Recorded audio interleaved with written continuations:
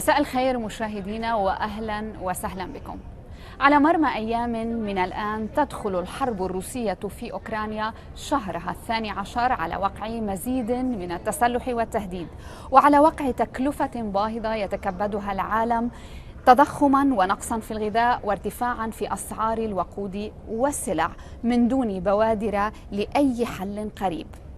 هذه العناوين التي يتوقع أن ينشغل بها المجتمع الدولي لعام آخر على الأقل تترافق مع استمرار المنافسة بين الصين والولايات المتحدة وتعطل المفاوضات النووية مع إيران ووصول حكومة إسرائيلية يمينية برئاسة بنيامين نتنياهو وهجوم على المؤسسات الديمقراطية في البرازيل.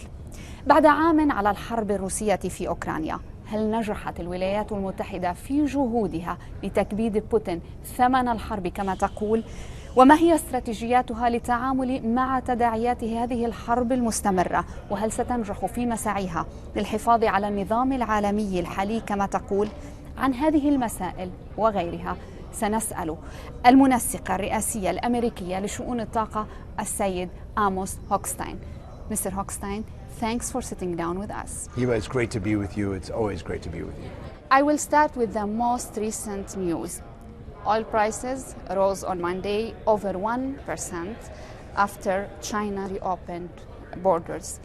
To what extent this would be a challenge for you to your efforts to bring the oil prices down? Look, prices have been fluctuating over the last several weeks, but overall the trajectory of the oil prices has been, we had a high of over $120 a barrel, and today we're trading at roughly $80 a barrel for the global price, and in the United States somewhere around $74, $75. So by and large, our goals always were to restrict Putin's access to excessive revenues and profits so that he can use them to execute his horrific war in Ukraine, while at the same time making sure that the rest of the world doesn't suffer from consequences of this war and Putin's actions through high energy prices that translate into higher inflation and lower economic growth. So at this level of prices, we're still very much at that level. Moreover, the price that you see in the global price that you just cited, that is today at roughly $80, $81 a barrel on the global price, is not the price that Putin's getting. So since the G7, so the nations of the group of seven and the rest of the world implemented the price cap on Russian oil, we have seen that Russian crude is selling at a big discount. So not only are prices at a better place, not a great place, but a better place than they were for the global consumer and for countries around the world, including Lebanon, but we're seeing that Putin is making less money for his oil. We know that China is a big importer of the Russian gas, and they just reopened their borders. We expect that the demand will increase. So would this price cap work on the long run? You know, when we started talking about a price cap option, everybody in the world always said it's not possible, because there's this sense always when we do something that we've never done before, the first reaction is it's not possible. Well, price cap so far has worked. It's been just over a month, and it's worked, and it's working. China opening up clearly has an impact on demand in China, which has an impact as a big consumer on demand for all energy products and prices around the world, which we've seen a little bit of an increase in price, but no doubt. We were prepared for that. But I think that we are in a place where we can manage an increase in demand in China, increase in supplies. We've seen production, I expect production increases in the United States, and there is enough supply in the market right now to justify the current price without seeing an extraordinary spike. In June, you were in the Hill. You told the lawmakers that Russia may be getting more revenues than shortly before the invasion. You argued at that time, I was very careful in listening to you, that on the long run this would be different. I just learned, and correct me if I'm wrong, that Now, the revenues for 2022 were 180 billions. The revenues for 2021 were 119 billions. Now, after 6 months from that testimony and almost 1 year after the invasion, tell me about this situation, about the revenues, and what do we expect? So revenues for the Russians went significantly up in the first half of 2022 as a result of prices being at $120 a barrel. So it's always a question of how much is Russia selling it at what price. And at that point, the discount on Russian oil was fairly small. So they were making an enormous amount of money compared to the previous year. But you have to look at this, what are we comparing things to? So from the point of June, if you look at the first 6 months of the year versus the last 4 or 5 months of the year, there was clearly a reduction in revenues. So when I said that, I always try to call it as I see it. So in June, I acknowledged that Russia was making significantly higher revenue, which is why the comparison between 2021 and 2022 is so skewed. But at the end of the day, today, prices are $40 below what they were in June. $40 a barrel less than they were. So that's already a revenue hit. Second, natural gas prices are now coming down, so he's getting less on that. The price cap has ensured that the world has enough supply, and Putin is getting less revenue because the discount. So I stand by what we have said, what President Biden has said all along. Sanctions take some time. The actions that we take some time, but they do have an impact. Across every measure, the Russian economy is contracting. The only thing they have left is revenues from oil and gas, and those are contracting as well. So I expect that as we continue to go month by month, he will continue to have less revenues. It won't happen overnight. And my point in June was, don't expect that because you impose some sanctions in February, that by June. On the contrary, there's dislocation. There's economic dislocation. There's concerns in the market. Prices go up when there's concerns, panic. We have showed the market that we can manage energy supplies, that we can defeat Putin's use of energy as a weapon against Europe, his neighbors, and against the United States, and against the rest of the world, quite frankly, and that we will continue to operate in two parallel lines.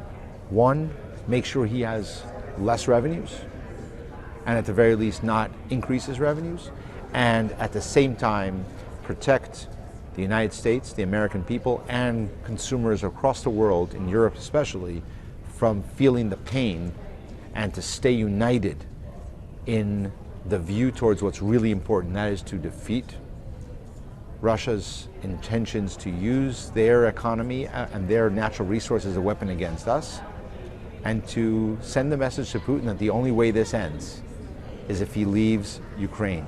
Speaking about Europe, to what extent now you consider Europe is less dependent on Russia? And to what extent they are still united? I think Europe is still united. I think the United States and Europe are very much united. And if you look, it's not just about US and Europe. If you look at the last year and President Biden's stewardship of the global international scene, it's clear that we've been able to not only create an alliance that crosses continents in standing up to Putin's actions in Ukraine, but that the unity of that alliance has remained very strong. And we saw that at the G7 meetings, at the G20. There is no doubt that that is remains strong. And part of that is because we have been working so closely together.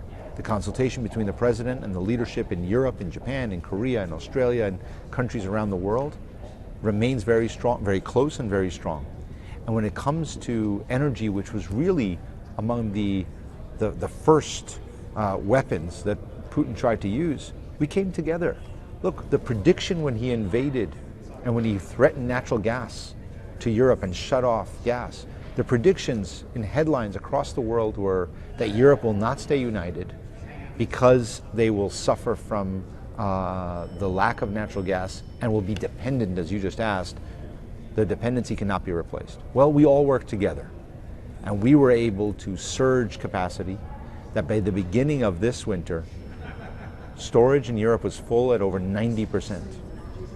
And so the actions that President Biden took, that the leadership in Germany, in France, in the UK, in the EU Commission, President von der Leyen, all took, together we were able to make sure that there are supply alternatives to Europe. And today the dependency, there's some dependency, but the decrease is remarkable, faster than any of the analysts had predicted. And it's because the United States was willing to take a leadership role in making sure that our allies, we are a producing state, we're a producing country. We want to make sure that, as such, we work with our allies to support our allies. What happened to the task force that you created with Europe to make Europe less dependent on the Russian fuel? What were you able to achieve on this level? Well, that task force was announced by President Biden and President von der Leyen on March 25 last year, and it has been very active.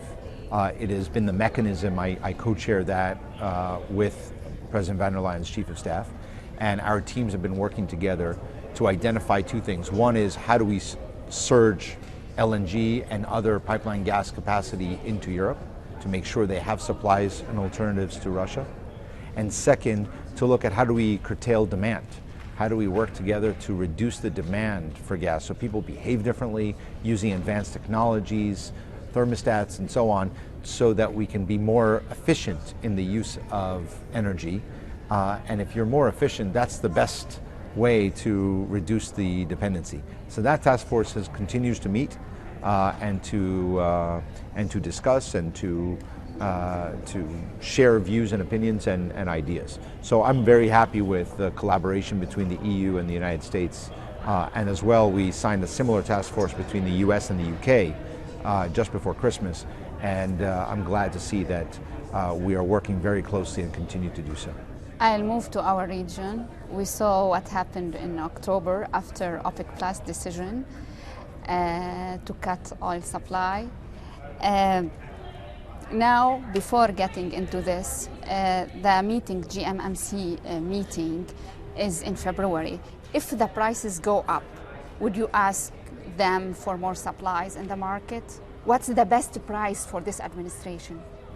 We don't have a best price, and I can tell you I'm always grateful that we are a producing country with a private sector that produces and makes decisions that way. We have a very healthy discussion and consultations with the private sector in the United States. What we don't have is we are not a member of OPEC, never were, never going to be, no interest in being a member of OPEC. I will let OPEC make their own decisions.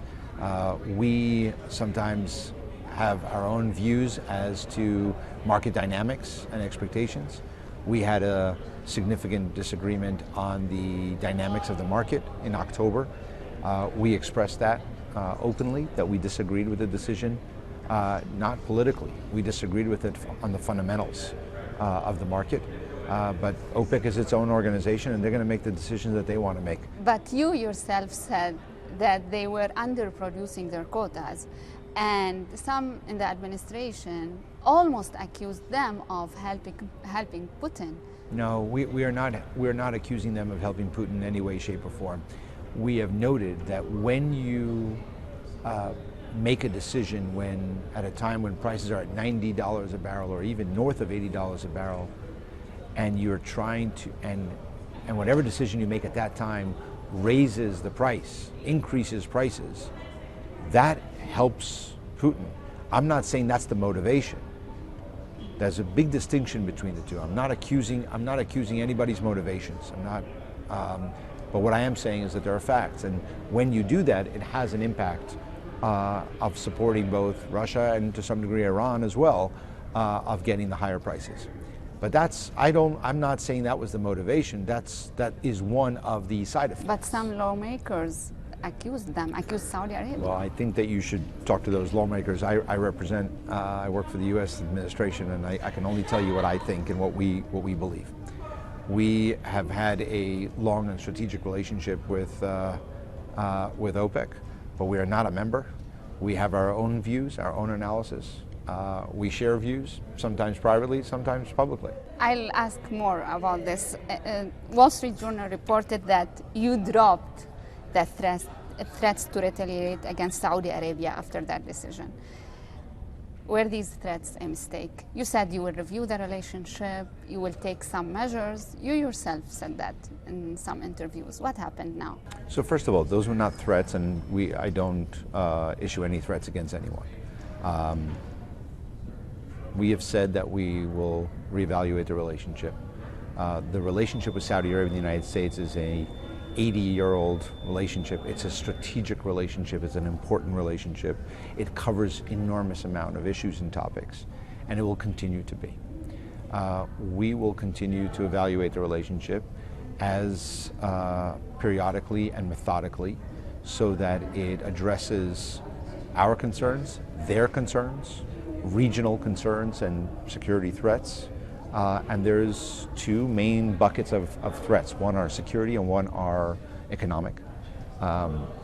We believe that the security threats are very real, and we can remain committed to the security of Saudi Arabia and other countries in the region. We are just a few days away from January 17, the one-year anniversary of the Houthi attack against the UAE. And our ironclad commitment to security of UAE, of Saudi Arabia, continues and remains in place. That doesn't change. We have our own economic security concerns for the United States, for Europe, for the rest of the world. These are complicated times when we have a unprecedented or unexpected horrific war in the middle of Europe, when Russia invaded Ukraine. Something we did not expect to see in the 21st century. We have challenges, other challenges around the world, and energy prices have contributed to a rising threat of inflation across the world, which affects people's lives. It affects people's families, American families that have to pay more. This inflation is real costs. I mean, look in Lebanon today. You come from Lebanon.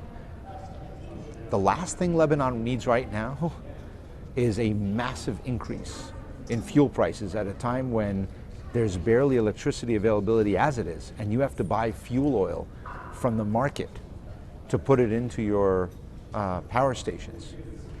Part of the reason that you're having this trouble is because the prices of the fuel that you are purchasing on the market is so expensive. So the economic security threats that we are addressing is not just for American families, but for the world economy. We want to make sure that energy prices are priced in a way that supports economic growth, not contraction. And to our friends, the producers, we say to them, the long game is what's important. If you increase prices too high, the reality will be that it will speed up the contraction, because if people can't afford it anymore, they'll stop buying it. And that's what leads to these boom-bust cycles. So we're not saying that we don't want oil producers in the United States, in the Middle East, in Asia, anywhere around the world, to go into catastrophic losses. We know what happened during COVID. They hurt as well. But there is a way to do this where it's priced so that it can support their income, support their economic growth, their economic security, without threatening the rest of the world's economic security.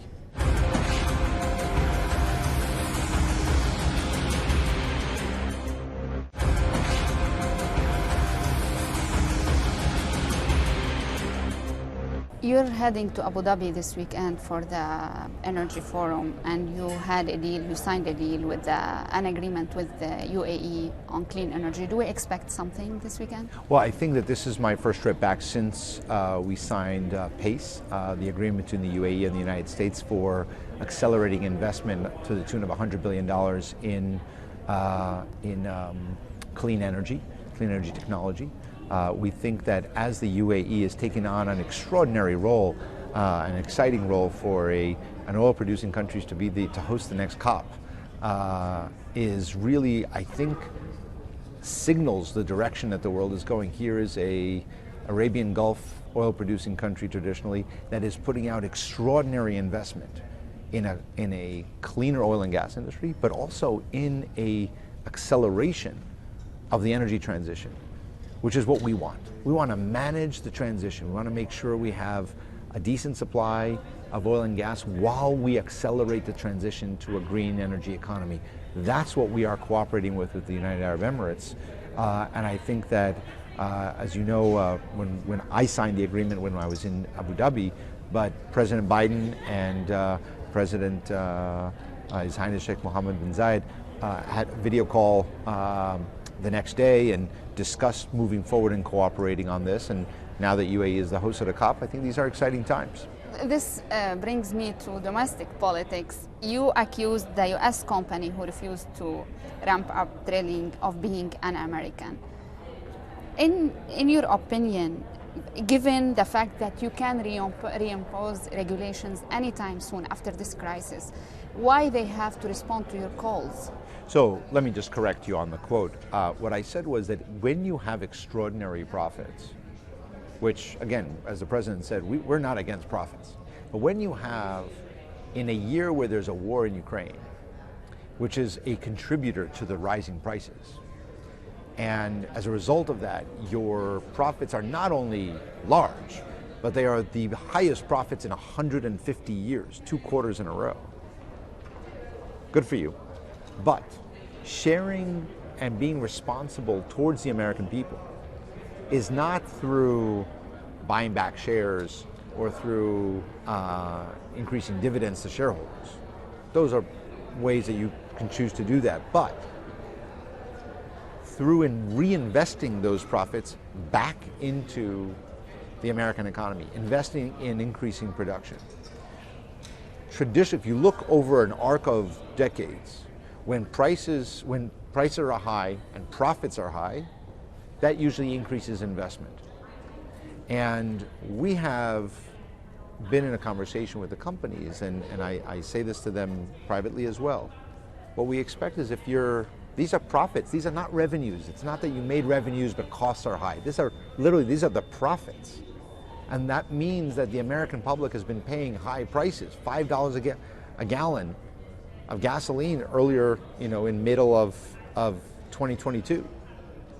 So what we want to see is those profits also not just going to shareholders, but also be invested back. If you just take profits and they're at extraordinary levels, out of whack with the norm, and you don't reinvest, that's a concern that I have. That is what's un-American in the sense of the traditional American economic behavior of corporations. And I will tell you, since that time, and I've had many conversations with the industry, we've also seen an increase in public announcements by companies of capital expenditure, of CapEx increases for 2023, and an expectation of growth in production. And I think those are very positive steps, and it shows that we can have a dialogue. I can tell you that the Biden administration and the oil industry in the United States, we are going to find many, many, many things to disagree on. There's no doubt. But I think at the end of the day, we all agree and acknowledge that the world is going towards a greener economy. We may disagree on the timeline and the speed, and we want to see it faster, but we also recognize that as fast as we wanted to see it, it's not going to happen overnight. And through the next decade or even more, we're going to need oil and gas at healthy levels so that we don't have boom-bust cycles for the oil industry, which lead to also boom-bust cycles of American economy, American families, and the spillover effect into the rest of the world economy. I have to ask about Iran, one question. We know the negotiations are stalled since March, and we're watching what's happening inside Iran. Your statements, everybody is condemning, and the administration is condemning what's happening.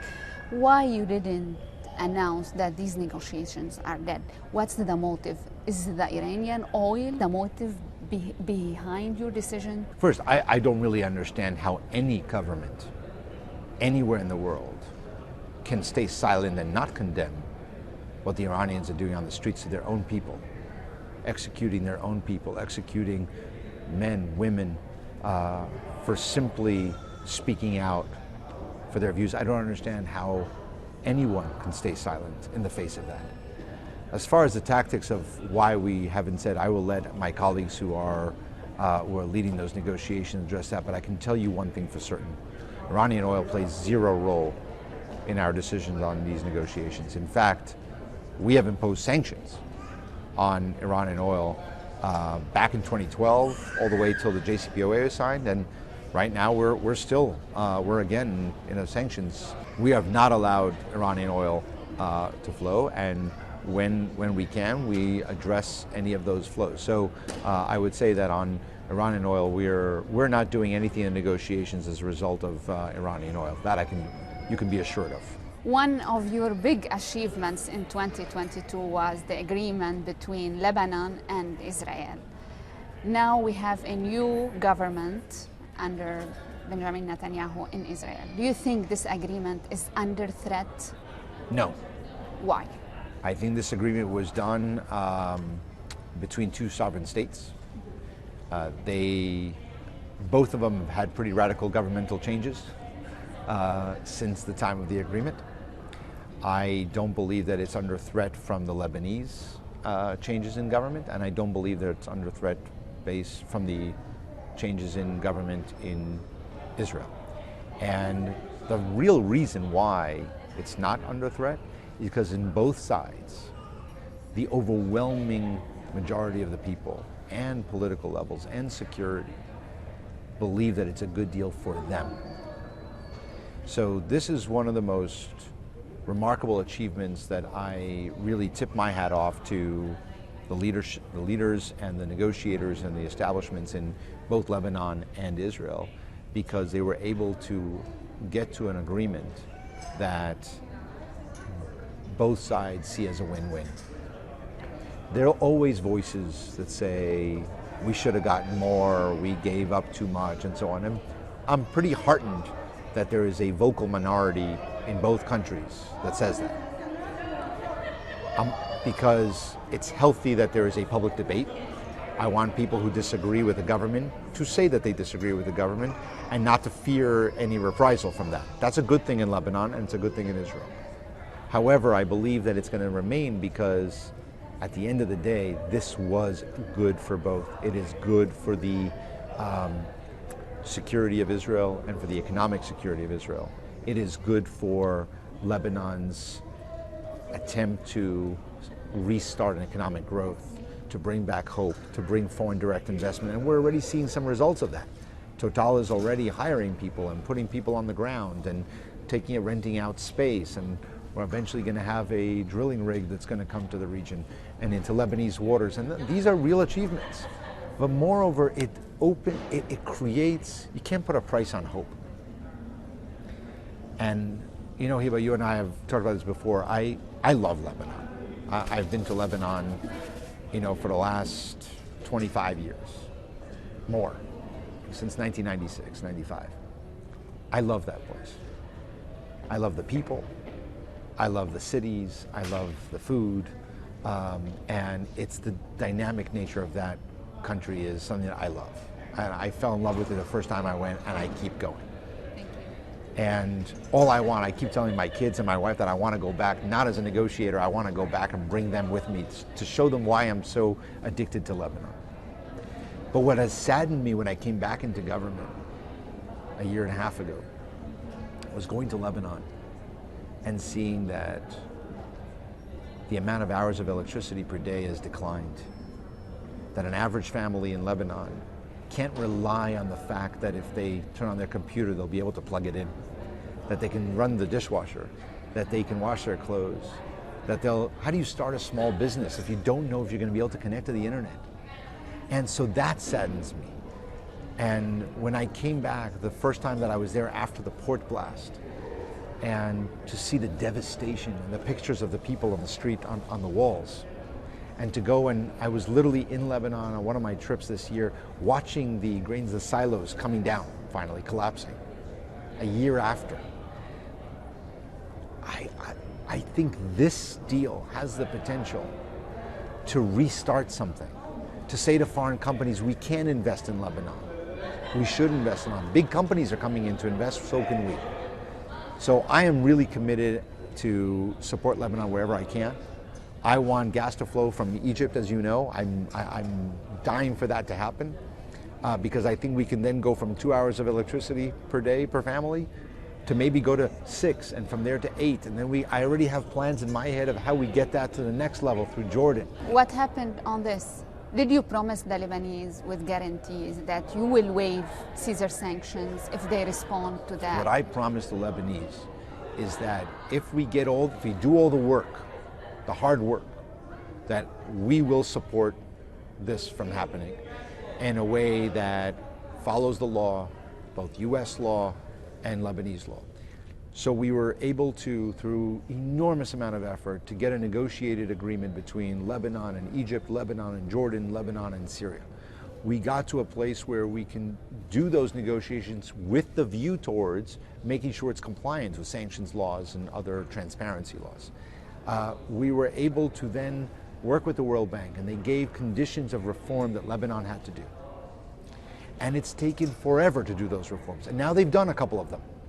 And I'm grateful that the minister, Fayyad, has finally done a couple of those reforms.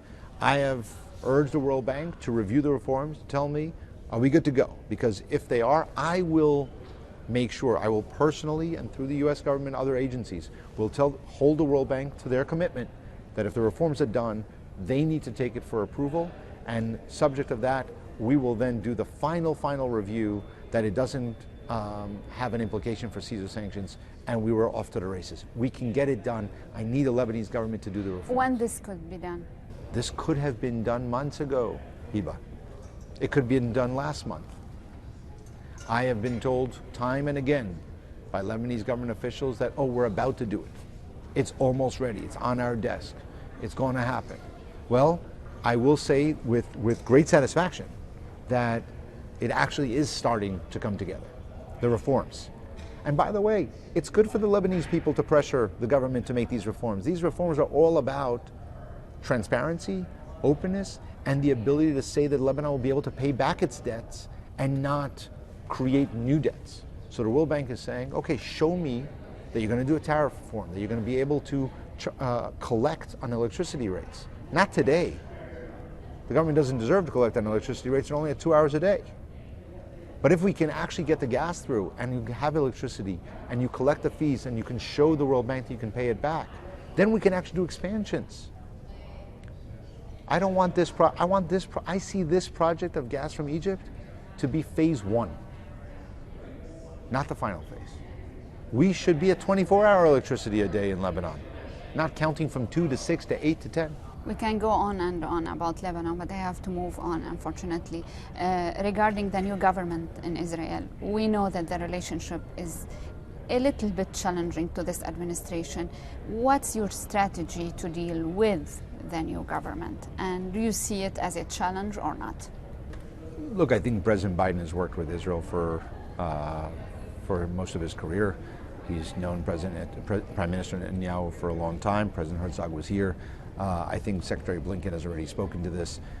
We will work with the government as we always have, according to their actions, and we will continue to encourage Israel on all the issues that everyone knows that we care about, and one of them is the two-state solution remaining a viable option for dignity and respect for the Palestinian people and in Palestine, and while making sure that the security of Israel is maintained and assured. And we continue to think that that's not only possible and doable, but ultimately for Israel's security itself, having a lasting resolution of the conflict and giving Palestinians a way to live with honor, dignity, and their own independence and sovereignty, I think is something that is in the interest of everyone.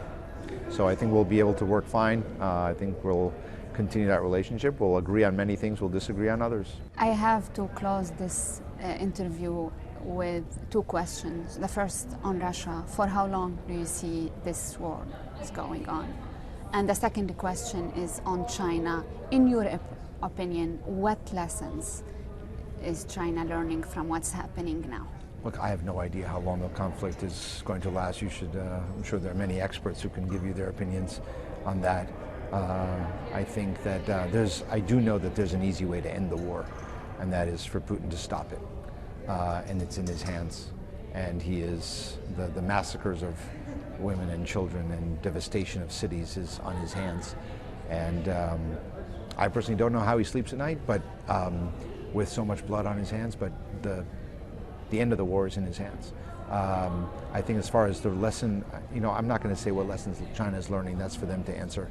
But I do think that you asked earlier in this interview about the dependency. And I think it's important that countries around the world understand that when you design your economies, when you take on loans and debt, when you build telecommunication systems, when you build infrastructure, make sure you have a diversified set of vendors and partners. Make sure that you don't put all your eggs in one basket, as the gas between Europe and Russia showed. Make sure that the people that you're doing business with match your values, not just your bottom line. Make sure that they're not going to support child labor and environmental degradation and cause you enormous amount of debt that may not come immediately but happens later.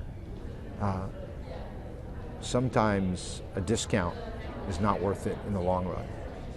And I think that's the lesson that countries around the world should learn from not just the Russian war, but what happens when you have such a dependency on one country in your systems. What if can you do without?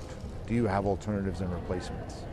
And so what my work is not just about Russia, Ukraine, and in Europe or the Middle East, but rather to look globally and to say, do we have, as we go into a clean energy future, as we go into a telecommunications future of upgrading our systems to 5G and so on, are we diversifying? Do we have vendors from across the world? Do we have a supply chain that is diversified? I think that's the kinds of hard questions that countries are asking as a result of learning the lessons from the dependency where Russia had it. And that's not just in Europe and not just in energy. The man behind everything in this administration, Mr. Hooksteen, thanks for this interview and thanks for sitting down with us. Of course, it's always a pleasure, Hiba. شكرا لكم مشاهدينا على حسن المتابعة.